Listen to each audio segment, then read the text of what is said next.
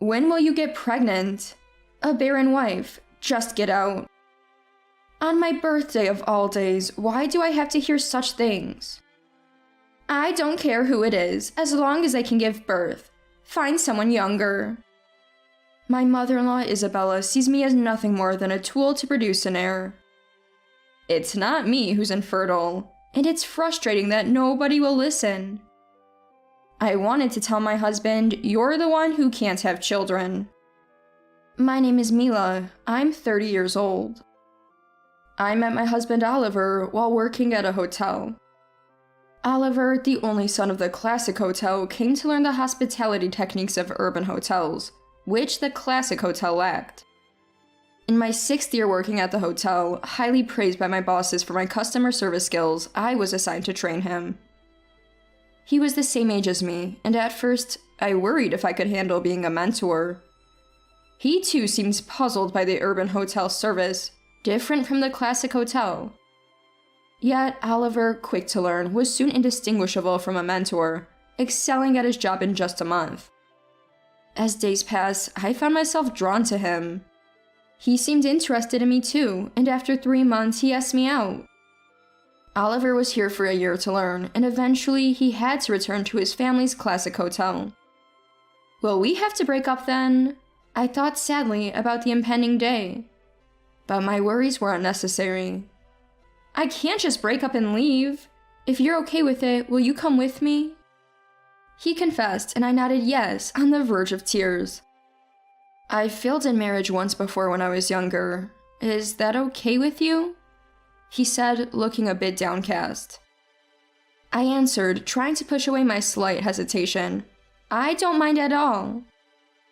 Despite a momentary doubt, I chose to look beyond it. Initially, my parents were opposed due to his divorce history, but they eventually gave in to my insistence. His family owned a very famous, long-established hotel. His father, Ethan, was the manager, and Isabella, his mother, the deputy manager, along with a large staff of waitresses and chefs. I wondered if I could really live up to being the wife of the son of such a prestigious classic hotel. My husband Oliver seemed to be in a manager and training position, slowly taking over responsibilities from Ethan. I thought I'd be learning from Isabella, maybe becoming an apprentice landlady, but that was far from what happened. Mila, you should just stay home and be a housewife. I want to see my grandchild soon, Isabella said. Her words made me think, so I just need to have a child? A vague anxiety I had been feeling started to take a clear shape. We began living in Oliver's family's main house, a bit away from the hotel. Oliver's behavior had clearly changed. When I tried to snuggle up to him in bed at night after his hotel work, he would often refuse, saying, "I'm tired, just let me sleep." His everyday demeanor also changed drastically. He was harsh, a complete stranger compared to when we were dating. About 6 months later, Isabella asked, "Mila, no child yet?" Oliver complied with my efforts, albeit reluctantly, but there were still no signs of pregnancy. "Not yet. It's a blessing, so there's no use rushing," I replied, feeling increasingly wary. Recently, Isabella kept asking, "No child yet?" and "Show me my grandchild's face," ending with a stern, "We need an heir for our classic hotel. You must have a child soon." I wanted a child too, but if it's not happening, what can I do? It's unfair that I'm the only one being blamed. Still, I thought I would eventually become pregnant. A year passed, but no signs of pregnancy. Still can't make it happen? What a useless wife. What do you think you're doing as a housewife? Isabella's scoldings became harsher every day. Why am I even here? I felt lost and deeply saddened. Oliver, whom I thought would be my ally, joined Isabella in blaming me. "Hey Mila, why don't you see a doctor and get checked out?" Isabella suddenly suggested. Indeed, it was a good idea. If there was a cause, I wanted to know it. Knowing might lead to pregnancy and escape from this treatment. Okay, I'll make an appointment at the hospital tomorrow and go with Oliver. When I said that with a faint hope, "Why does Oliver need to go? Are you suggesting he has a problem?" Go by yourself. Isabella retorted fiercely. No, fertility tests require couples to go together, I replied, but she quickly interrupted. The problem is definitely with you. There's no need for Oliver to go. She continued vehemently.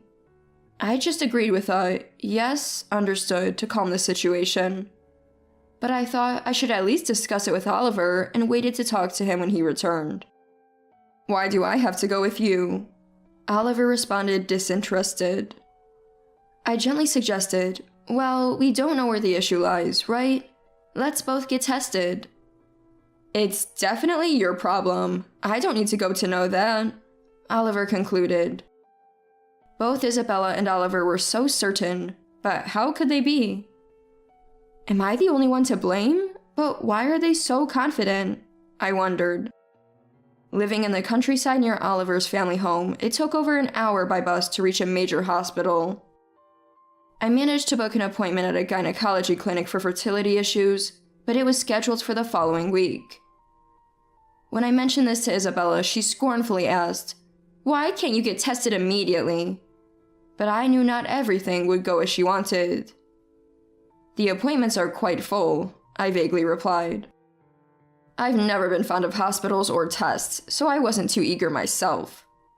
On the day of the test, the doctor was surprised Oliver wasn't with me. Shouldn't he be here? I thought the same. Without testing both, it's hard to know where the problem lies. They started with a blood test to check my hormonal balance, followed by an ultrasound to examine my womb, and use a contrast agent for a fallopian tube test. It was an exhausting, all-day process. Is fertility testing always this tough? I wondered. There's no abnormality here, the doctor said after reviewing the results, which was a relief. We can't say for certain without testing your husband, but if intercourse is regular, we can't definitively say you're the cause. Knowing I wasn't solely to blame was somewhat reassuring, but getting Oliver to come would be difficult. I tentatively asked, "Is there a way to check if my husband might be the cause without him coming?" The doctor replied, "Yes. Come in the day after intercourse. We can do a postcoital test, examining what remains in your womb." A ray of hope seemed to shine through. Then, I'll make an appointment for my next visit. Thank you. Leaving the hospital, I headed to the bus stop. While waiting, I saw a man resembling Oliver cross the street. What? Oliver? Here? I thought he might have come out of concern for me, which made me happy. I decided to follow him discreetly. It was indeed my husband Oliver. Just as I was about to approach, something unbelievable happened. A young woman approached Oliver, and they walked off arms linked. My world went dark. Seeing Oliver with another woman was devastating. Holding back the urge to collapse right there, I followed them. They disappeared into what looked like a hotel. I couldn't believe it and sat down on the sidewalk, overwhelmed. When I got home, Isabella called as if she had been waiting. "How did the test go? What's wrong with you?" Her accusatory tone echoed in my ears. The image of Oliver entering the hotel with that woman haunted me. "The one at fault is your son," I wanted to retort. I was close to tears. No, there were no abnormalities. I barely managed to reply. They mentioned it might be due to chronic fatigue or stress, I added. Isabella scoffed. Ugh, fatigue? Stress? I've given you the leisure of being a housewife, and this is how you respond. Just make a child quickly. If you can't, we might as well divorce. I was too despondent to fight back, even though it might have been easier to let it all end. Oliver didn't come home that night. The next morning, he likely went to work as usual. I started the day feeling like I wanted to disappear. The night before the follow-up fertility appointment, I reluctantly initiated intimacy with Oliver. Despite his usual excuses of being too tired, he surprisingly accepted. I couldn't forgive him for being with that young woman, but I couldn't endure being oppressed anymore. That night, I put on my best act to welcome Oliver. The next day at the hospital, the doctor informed me. The infertility issue is on your husband's side." All the emotions I'd been holding back overflowed, and I cried. It's not my fault after all, I thought, crying freely. Crying made me feel a bit better. I decided to talk to Isabella and Oliver to make them understand the situation. As expected, Isabella was waiting for me at the house. "Welcome back. How did it go? Is there a treatment?" As I remained silent, "Don't just stand there, say something. A wife who can't have children might as well leave," Isabella, infuriated, said. "No, I don't need treatment. The problem lies elsewhere," I said. At this, Isabella yelled even louder. "Are you saying it's Oliver's fault? That's impossible because..." At that moment, Oliver arrived and said, "My fault? What are you talking about? I already have a child." I was stunned. A child? With whom? Oliver calmly replied, "Didn't I tell you I was divorced? I had a child with my ex-wife, but she took the child when she left."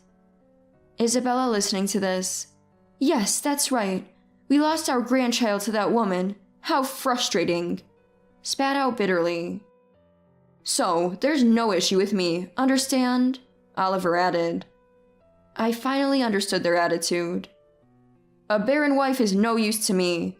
A younger woman might get pregnant quickly," Oliver coldly remarked. "Today is my birthday. How can you say such things?" I couldn't help but shout. "Oh, birthday? Right, you're 30 now. Pretty old.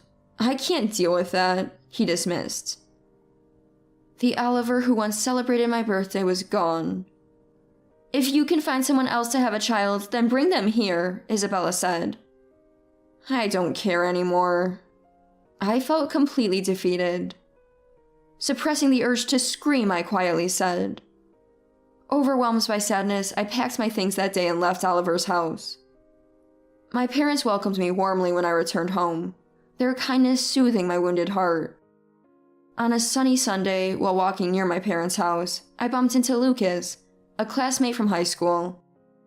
He had been a top student and went to a prestigious university in the city, but returned to work locally after graduation. He was smart and athletic, almost a leader in our class. I had admired him too. We spent hours reminiscing about high school, losing track of time. We exchanged contact information, and later that night, he asked me out. On the next holiday, he invited me to a movie.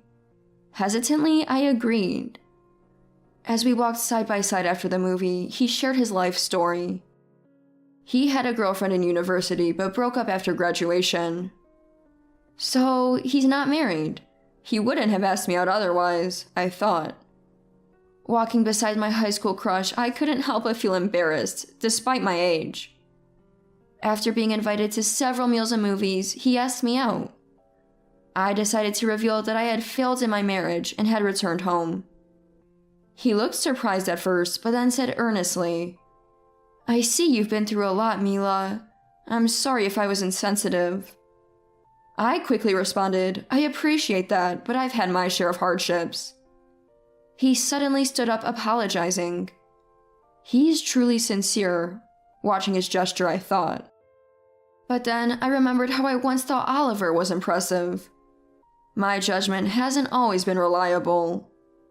However, as he continued to speak earnestly, I couldn't help but burst out laughing. When was the last time I laughed like this? He said, Don't laugh, that's rude. But seeing him like that made me laugh even more. Thank you. Sorry. I was laughing, but before I knew it, tears were streaming down my cheeks. He panicked. Sorry, I didn't mean to make you cry. Forget it. And bowed again.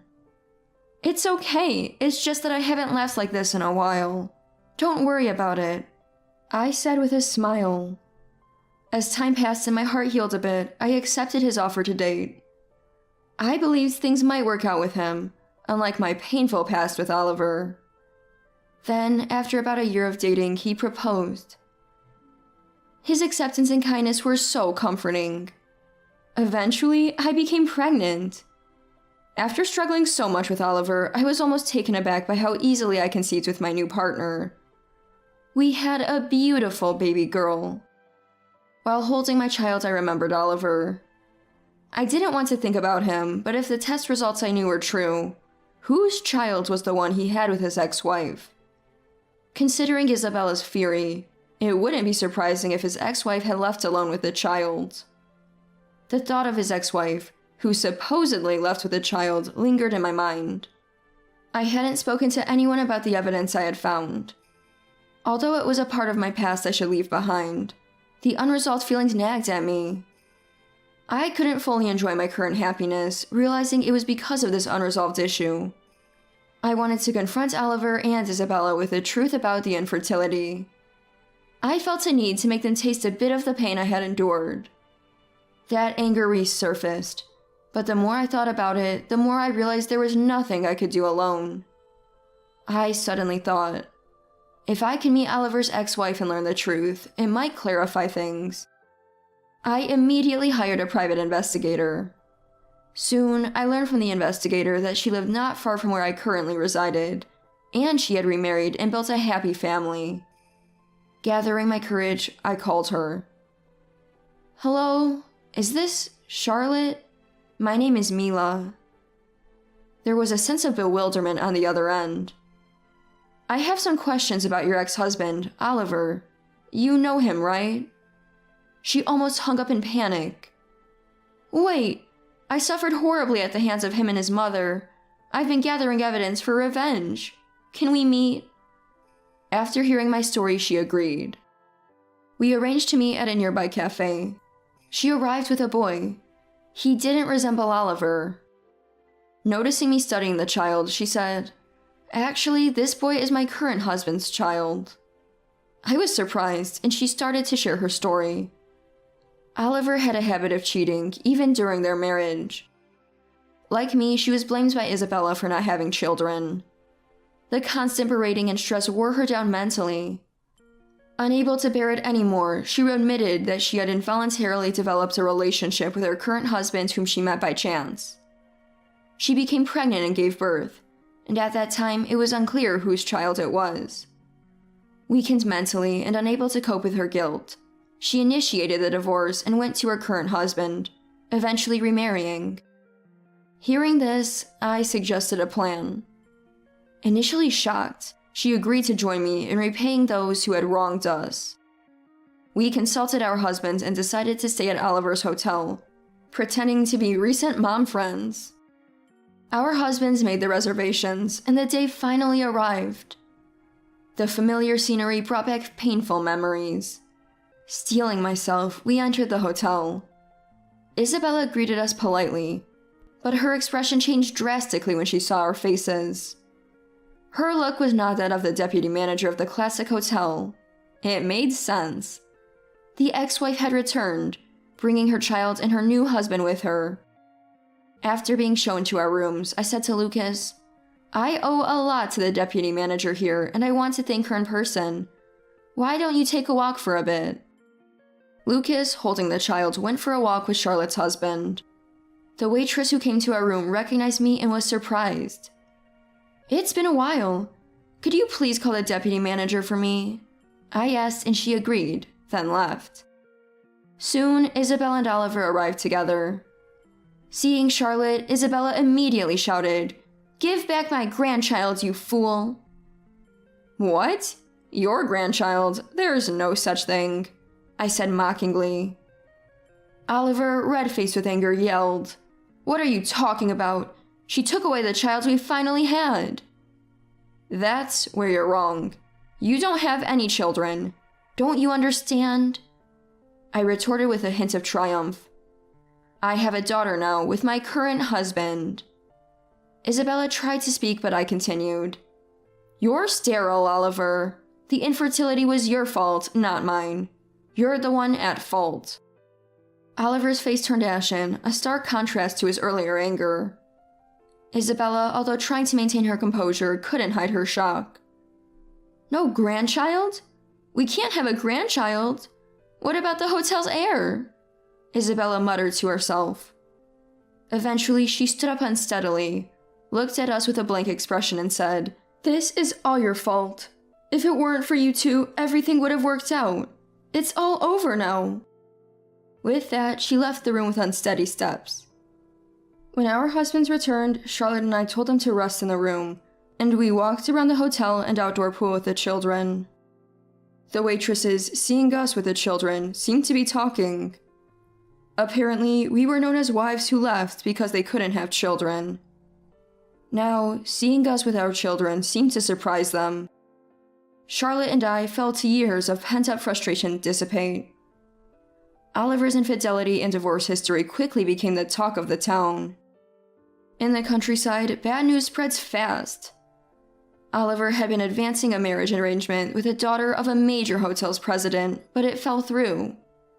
He had hopes for financial support and management assistance from that union. A political marriage in this day and age?